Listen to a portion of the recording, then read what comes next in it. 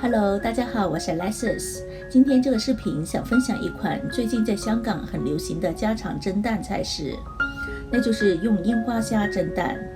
蒸蛋看似是一道很普通的菜式，但要做到蒸出来的蛋又嫩又滑，却是非常考功夫的。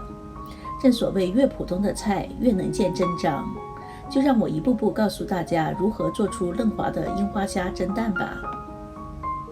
首先我介绍一下材料，这里有4只鸡蛋，一些樱花虾，1小碗免治猪肉碎，胡椒粉、葱花、食用油、酱油、盐和糖，这就是全部所需要的材料了。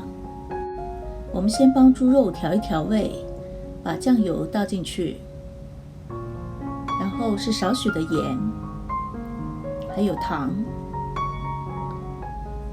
接着是胡椒粉，把猪肉腌一腌，把猪肉碎大约腌味5分钟后，再把猪肉碎平均铺在碟上，煮滚一些水，再把猪肉碎拿去蒸5-6分钟，等猪肉碎蒸到半熟。现在我们用白锅把樱花虾烤一烤，等它的香味走出来。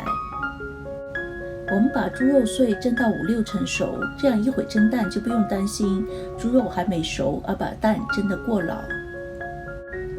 这次蒸蛋我们只加入水，而水的比例大约是1:1.5到1:2。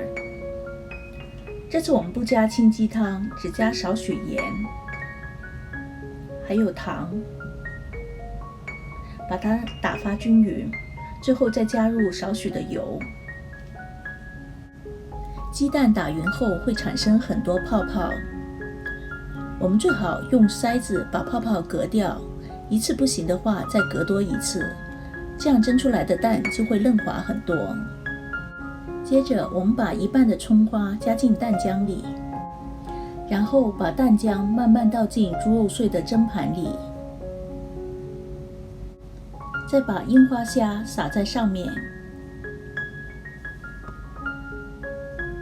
最后包上保鲜纸，就可以拿去蒸了。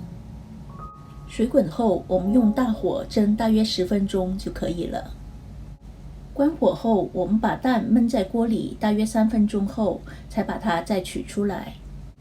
取出后，我们在上面撒上一些葱花，并淋上一些甜酱油。这样，我们这道樱花虾蒸蛋就做好了。虽然看似一道很简单的家常小菜，但其实有很多细节是需要留意的，这样才可以蒸出嫩滑的蛋。你们也试试吧。好了，今天的视频就到这里，希望你们喜欢。